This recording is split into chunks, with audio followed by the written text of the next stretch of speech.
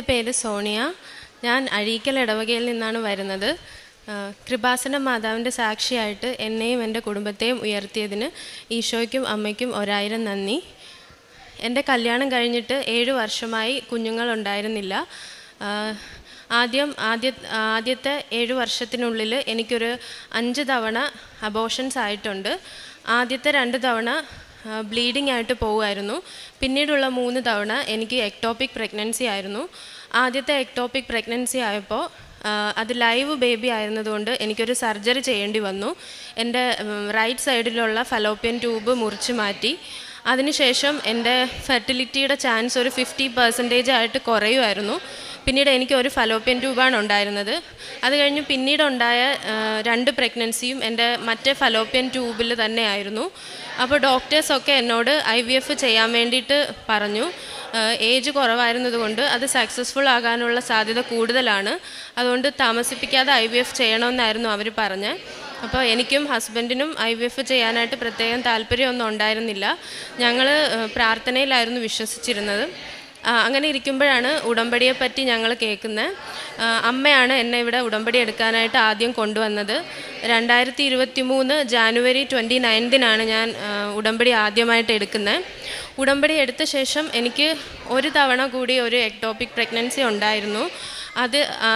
ആ പ്രഗ്നൻസി ഞങ്ങൾ അറിയാതെ പോയ ഒരു പ്രഗ്നൻസി ആയിരുന്നു. അങ്ങനെ ഇരിക്കുന്ന സമയത്ത് ഹസ്ബൻഡ് മാതാവിൻ്റെ സ്വർഗാരോപണ പെരുന്നാളിൻ്റെ തുടങ്ങുന്ന ദിവസം സ്വപ്നം കാണുകയാണ് ഞാനിങ്ങനെ പ്രഗ്നൻ്റ് ആയിന്ന്. അങ്ങനെ ഞങ്ങൾ ടെസ്റ്റ് ചെയ്ത് നോക്കിയപ്പോൾ പോസിറ്റീവായിരുന്നു. അത് പോസിറ്റീവായ ശേഷം വിത്തിൻ 2 അവേഴ്സിനുള്ളിൽ എനിക്ക് വേദന തുടങ്ങുകയും ഞങ്ങളങ്ങനെ ഹോസ്പിറ്റലിൽ പോയി ടെസ്റ്റ് ചെയ്തപ്പോൾ അതൊരു എക്ടോപിക് പ്രഗ്നൻസി ആയിരുന്നു. അതിനുശേഷം രണ്ടാമത് ഞാൻ വീണ്ടും ഇവിടെ വന്ന് ഉടമ്പടി ഒന്നും കൂടെ പുതുക്കി ഉടമ്പടി നിബന്ധനകളെല്ലാം കുറച്ചും കൂടെ തീവ്രമായിട്ട് ചെയ്തു. അതിനുശേഷം ഹസ്ബൻഡ് സിംഗപ്പൂരായിരുന്നു ജോലി. അപ്പോൾ ഹസ്ബൻഡ് അവിടേക്ക് പോയപ്പോൾ എനിക്ക് അവിടത്തേക്ക് വിസ ശരിയായി, എനിക്ക് അങ്ങോട്ട് പോകാൻ സാധിച്ചു. പിന്നീട് ഉടമ്പടി പുതുക്കി 1 മാസത്തിനുള്ളിൽ തന്നെ വീണ്ടും ഞാൻ പ്രഗ്നൻ്റായി.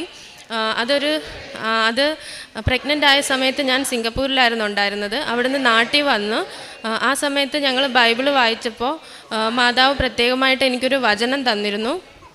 അത് ഹഗ്ഗായി 2:18-19 ആകയാൽ ഇന്നു മുതൽ 9-ാം മാസം 24-ാം ദിവസം മുതൽ കർത്താവിൻ്റെ ആലയത്തിന് കല്ലിട്ട അന്നു മുതൽ എങ്ങനെ ആയിരിക്കുമെന്ന് ശ്രദ്ധിക്കുവിൻ. ആ വചനം അനുസരിച്ച് 24-ാം തീയതി തന്നെയാണ് എനിക്ക് പ്രഗ്നൻസി ടെസ്റ്റ് പോസിറ്റീവ് ആയത്. അതിനുശേഷം ഞങ്ങൾ ഹോസ്പിറ്റലിൽ പോയി.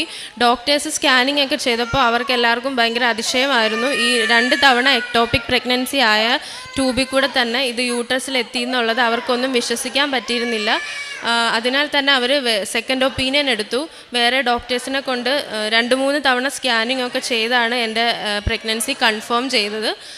അതിനുശേഷം എല്ലാ തവണയും ഞാൻ സ്കാനിങ്ങിന് പോകുമ്പോഴും മാതാവിൻ്റെ കാശുരൂപം കൈ വെച്ചിട്ടായിരുന്നു പോകുന്നത്. പ്രഗ്നൻസി ആവുന്നതിന് മുമ്പും ത്രൂ ഔട്ട് പ്രഗ്നൻസിയും ഞാൻ മാതാവിൻ്റെ തൈലം എൻ്റെ വയറ്റിൽ പുരട്ടുകയും പിന്നെ ഉടമ്പടിയുടെ ഉപ്പ് കഴിക്കുകയും ചെയ്യുമായിരുന്നു. പ്രഗ്നൻസി സമയത്ത് എനിക്ക് വേറെ പ്രത്യേകിച്ച് ബുദ്ധിമുട്ടുകളൊന്നും ഉണ്ടായിരുന്നില്ല. നേരത്തെ അബോർഷൻ ആയതുകൊണ്ട് എനിക്ക് പ്രഗ്നൻസി പ്രൊട്ടക്റ്റ് ചെയ്യാൻ വേണ്ടിയിട്ട് ഒരു പ്രത്യേക ഇഞ്ചെക്ഷൻസ് ഒക്കെ ഡോക്ടർ തന്നിട്ടുണ്ട്. അതല്ലാതെ എനിക്ക് ഒരു വോമിറ്റിംഗ് പോലും ഉണ്ടായിരുന്നില്ല. എനിക്ക് നേരത്തെ ഹിസ്റ്ററി ഉള്ളതുകൊണ്ട് മാത്രം ഡോക്ടേഴ്സ് എന്നോട് ബെഡ് റെസ്റ്റ് എടുക്കണമെന്ന് പറഞ്ഞു. അതനുസരിച്ച് ഞാൻ ബെഡ് റെസ്റ്റ് എടുത്തു. വേറെ എനിക്ക് ഒരു കുഴപ്പവും ഉണ്ടായിരുന്നില്ല. പൂർണ്ണ ആരോഗ്യമുള്ള ഒരു കുഞ്ഞിനെ നൽകി മാതാവ് എന്നെ അനുഗ്രഹിച്ചു. പിന്നീട് വേറെയും ഒരുപാട് അനുഗ്രഹങ്ങൾ എനിക്ക് മാതാവ് തന്നിട്ടുണ്ട്. എനിക്കും ഹസ്ബൻഡിനും OET എക്സാം ഞങ്ങൾ 2 പേരും എഴുതിയായിരുന്നു. ഞങ്ങൾക്ക് 2 പേർക്കും ഹസ്ബൻഡ് ഫസ്റ്റ് ചാൻസിൽ തന്നെ പാസ്സായി. എനിക്ക് ഒരു മൊഡ്യൂൾ പോയിട്ടുണ്ടായിരുന്നു. സെക്കൻഡ് ടൈം ഞാനും പാസ്സായി. ബാക്കി ജോലിയുടെ കാര്യങ്ങളൊക്കെ പ്രോസസ്സിങ് നടക്കുന്നതേ ഉള്ളൂ. അതിന് എല്ലാം കഴിഞ്ഞ ശേഷം സാക്ഷ്യം പറയുന്നതാണ്. ഈ പ്രഗ്നൻസി ടെസ്റ്റ് ചെയ്ത സമയത്ത് 24th രാവിലെ ഞാൻ എണീറ്റ് 5:30 മാതാവിൻ്റെ മുന്നിൽ നീലത്തിരി കത്തിച്ച് കഴിഞ്ഞ ശേഷമാണ് ഞാൻ പ്രഗ്നൻസി ടെസ്റ്റ് ചെയ്യുന്നത്. തിരി കത്തിച്ച് കഴിഞ്ഞപ്പോൾ തന്നെ എനിക്ക് ഇവിടെ കേൾക്കുന്ന പോലത്തെ 2 തവണ മണി അടിച്ച എൻ്റെ ചെവിയിൽ കേട്ടു. രണ്ടാമത്തെ ദിവസവും ഞാൻ ഒന്നും കൂടെ ടെസ്റ്റ് ചെയ്ത് നോക്കിയായിരുന്നു. ആ 2 തവണയും എനിക്കിങ്ങനെ മണിയൊച്ച കേൾക്കുന്നുണ്ടായിരുന്നു. പിന്നീട് പ്രേക്ഷിത പ്രവർത്തനമായിട്ട് ഞാൻ ചെയ്തത് സിംഗപ്പൂർ പോയ സമയത്ത് ഇവിടുന്ന് ഞാൻ ഇംഗ്ലീഷ് പത്രം വാങ്ങിച്ചിട്ട് അവിടെ എല്ലാവർക്കും കൊടുത്തിട്ടുണ്ടായിരുന്നു. പിന്നെ അതുപോലെ മലേഷ്യയിൽ ഞാൻ പോയിട്ടുണ്ടായിരുന്നു. ആ സമയത്തും ഇംഗ്ലീഷ് പത്രം, മാതാവിൻ്റെ പത്രം എല്ലായിടത്തും കൊടുത്തിട്ടുണ്ട്. പിന്നെ സിംഗപ്പൂരിൽ എനിക്ക് ചർച്ചിൽ അവിടെ ആയിരുന്നു ഞാൻ ഉടമ്പടി ജീവിതം ചെയ്ത ഓൾമോസ്റ്റ് ടൈം ഞാൻ അവിടെ ആയിരുന്നു. അപ്പോൾ അവിടുത്തെ ഒരു സെയിൻറ്റ് ആനീസ് ചർച്ച് എന്ന് പറഞ്ഞൊരു പള്ളിയിലായിരുന്നു ഞാൻ പോകുന്നത്. അവിടെ വെച്ചിട്ട് ഒരു ദിവസം ഞാൻ ഈശോയുടെ രൂപത്തിന് മുന്നിൽ പ്രാർത്ഥിച്ചുകൊണ്ടിരുന്നപ്പോൾ കർത്താവ് എന്നെ ഇങ്ങനെ കെട്ടിപ്പിടിക്കുന്നതായിട്ടൊരു ഫീലിംഗ് എനിക്കുണ്ടായി. അപ്പോൾ കണ്ണടച്ചുകൊണ്ട് നിന്നപ്പോൾ എൻ്റെ ദേഹത്തൊരു പെട്ടെന്നൊരു പ്രകാശം വന്ന് അടിക്കുന്ന പോലെ തോന്നി. ഞാൻ തിരിഞ്ഞു നോക്കിയപ്പോൾ എനിക്ക് അവിടെ ഒരു കർത്താവിൻ്റെ കരുണയുടെ രൂപം അവിടെ ഇരിക്കുന്നതായിട്ട് കണ്ടു. കാരുണ്യ പ്രവൃത്തികളായിട്ട് 1 മന്തിനുള്ളിൽ തന്നെ പ്രഗ്നൻ്റ് ആയ കാരണം എനിക്ക് എവിടെയും പോയിട്ട് പ്രത്യേകിച്ച് കാരുണ്യ പ്രവൃത്തികളൊന്നും ചെയ്തില്ല. എൻ്റെ മുന്നിൽ വരുന്ന ആൾക്കാരെയൊക്കെ ഞാൻ സഹായിക്കുമായിരുന്നു. പിന്നെ ഓൺലൈൻ വഴിയുള്ള കാര്യങ്ങളൊക്കെ ചെയ്തിട്ടുണ്ട്. കുമ്പസാരമൊക്കെ 2 ആഴ്ച കൂടുമ്പോൾ കുമ്പസാരിക്കും. കുർബാന ആദ്യത്തെ കുറച്ച് നാളിലൊന്നും എനിക്ക് കറക്റ്റായിട്ട് ചെയ്യാൻ പറ്റിയിരുന്നില്ല. ഈ പ്രഗ്നൻസിയുടെ സമയത്ത് സിംഗപ്പൂരിലുണ്ടായിരുന്ന സമയത്തെല്ലാം ഞാൻ കൃത്യമായിട്ട് തന്നെ പള്ളിയിൽ എല്ലാ ദിവസവും കുർബാനയ്ക്ക് പോയിരുന്നു. പിന്നീട് ബൈബിൾ വായിക്കുന്നത് ഡെയിലി അരമണിക്കൂർ മിനിമം വായിക്കും. മാക്സിമം ഞാൻ 1 മണിക്കൂർ 2 മണിക്കൂറൊക്കെ ബൈബിൾ വായിക്കാറുണ്ട്. പ്രാർത്ഥനാ ജീവിതത്തിൽ ഒരുപാട് മാറ്റങ്ങൾ ഉടമ്പടിക്ക് ശേഷം എനിക്ക് ഉണ്ടായിട്ടുണ്ട്. എനിക്കും എൻ്റെ കുടുംബത്തിനും മാതാവ് തന്ന എല്ലാ അനുഗ്രഹങ്ങൾക്കും 1000 നന്ദി. സങ്കീർത്തനം 126 4 മുതലുള്ള തിരുവചനങ്ങൾ അരുളി ചെയ്യുന്നു. നെഗബിലെ ജലപ്രവാഹങ്ങളെ എന്ന പോലെ കർത്താവെ ഞങ്ങളുടെ ഐശ്വര്യം പുനഃസ്ഥാപിക്കണമേ. കണ്ണീരോടെ വിതയ്ക്കുന്നവൻ ആനന്ദഘോഷത്തോടെ കൊയ്യട്ടെ. വിത്ത് ചുമന്നുകൊണ്ട് വിലാപത്തോടെ വിതയ്ക്കാൻ പോകുന്നവൻ കറ്റ ചുമന്നുകൊണ്ട് ആഹ്ലാദത്തോടെ വീട്ടിലേക്ക് മടങ്ങട്ടെ. തൻ്റെ ജീവിതത്തിൽ ദൈവം എങ്ങനെയാണ് ഈ കുടുംബത്തെ എടുത്തുയർത്തിയത് അതിൻ്റെ സാക്ഷ്യമാണ് തൻ്റെ ജീവിത പങ്കാളിയും കുഞ്ഞുമൊക്കെ ആയിട്ട് വന്ന് ഇവിടെ സോണിയ പങ്കുവയ്ക്കുന്നത്. 7 വർഷമായിട്ട് കുഞ്ഞുങ്ങളില്ലാതിരുന്നു. അതിനിടയിൽ 5 അബോർഷൻ, എക്ടോപിക് പ്രഗ്നൻസി, അങ്ങനെ ഈ മകൾ കടന്നു പോകുന്ന സാഹചര്യങ്ങളൊക്കെ ഒത്തിരിയുണ്ട്. എങ്ങനെയാണ് ഈ ഒരു അവസ്ഥയിൽ തനിക്ക്, അതുപോലെ പിന്നീട് ഫലോപ്പിയൻ ട്യൂബ് ഒരെണ്ണം കട്ട് ചെയ്യേണ്ടി വരുന്നു. അപ്പോഴൊക്കെ തനിക്ക് സാധ്യതകൾ കുറയുന്നതേ ഉള്ളൂ, കൂടുന്നില്ല.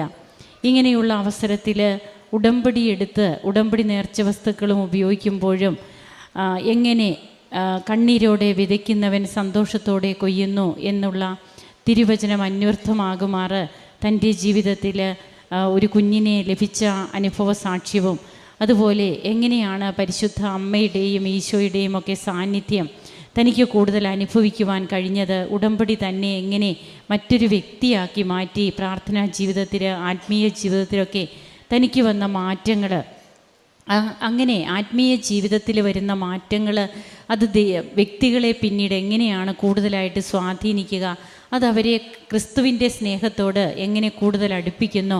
പ്രേക്ഷിത പ്രവർത്തനമൊക്കെ ചെയ്യുവാനായിട്ട് താൻ മലേഷ്യയ്ക്കും ഒക്കെ പോകുന്ന സമയത്തൊക്കെ എങ്ങനെ കൃപാസന പത്രമൊക്കെ കൊണ്ടുപോയി അവിടെയും ഒക്കെ കൊടുക്കുന്നതും, അതുപോലെ ക്രിസ്തുവിന് സാക്ഷ്യം വഹിക്കുന്നതിൽ ഇന്ന് സന്തോഷിക്കുന്നു എന്നുള്ള രീതിയിൽ ഓരോരുത്തരുടെയും ജീവിതം മാറുകയാണ്. ഈ മകൾക്ക് കുടുംബത്തിന് ലഭിച്ച എല്ലാ കൃപകൾക്കും, അതുപോലെ ദൈവ സാന്നിധ്യം തനിക്ക് എങ്ങനെ ലഭിക്കുന്നു. പ്രദക്ഷിണമായിട്ട് നാം ഉടമ്പടി എടുക്കുവാൻ വരുമ്പോൾ അടിക്കുന്ന മണിയൊച്ച, അപ്പോഴമ്മ ഓരോന്നും, അമ്മയും ഈശോയും ഇവിടെ നടക്കുന്ന ഓരോ കാര്യങ്ങളും വളരെ ആദരിക്കുന്നുണ്ട്. ഒരു ചെറിയ കാര്യമായിട്ട് ആർക്കും തോന്നിയാലും അത് ഈ മകളെ സംബന്ധിച്ച് താൻ തിരി തെളിക്കുമ്പോൾ, പ്രഭാത പ്രാർത്ഥനയ്ക്ക് തിരി തെളിക്കുമ്പോൾ തനിക്ക് ലഭിച്ചിരുന്ന ആ ഒരു സൗണ്ട് ഇവിടെയൊക്കെ നമുക്ക് കാണുവാൻ കഴിയുക. ദൈവം എത്രമാത്രം ഉടമ്പടിയെടുത്ത മക്കളെ അവരുടെ കൂടെ നടക്കുന്ന ഒരു ദൈവമായി, വാഗ്ദാനം നിറവേറ്റുന്ന, ഞാൻ തന്നെ നിന്നോടൊത്ത് വരും, ഞാൻ നിന്നെ ആശ്വസിപ്പിക്കുമെന്നുള്ള ആ ഒരു വചനം, അതുപോലെ ഹഗ്ഗായി പ്രവാചകൻ്റെ പുസ്തകത്തിലെ തിരുവചനമൊക്കെ ഈ മകൾക്ക് ലഭിച്ചതുമൊക്കെ തൻ്റെ ജീവിതത്തിൽ വളരെ അർത്ഥവത്തായി എന്നാണ് ഈ മകൾ ഇന്ന് പങ്കുവയ്ക്കുക. നമുക്ക് കരങ്ങളടിച്ച് ദൈവത്തെ ആരാധിക്കാം. ഈശോയ്ക്കും അമ്മയ്ക്കും നന്ദി പറയാം. യേശുവേ നന്ദി, യേശുവേ സ്തുതി, യേശുവേ ആരാധന. അത്യപൂർവ ദൈവാനുഭവങ്ങൾ ഇനി നിങ്ങൾക്കും സ്വന്തം.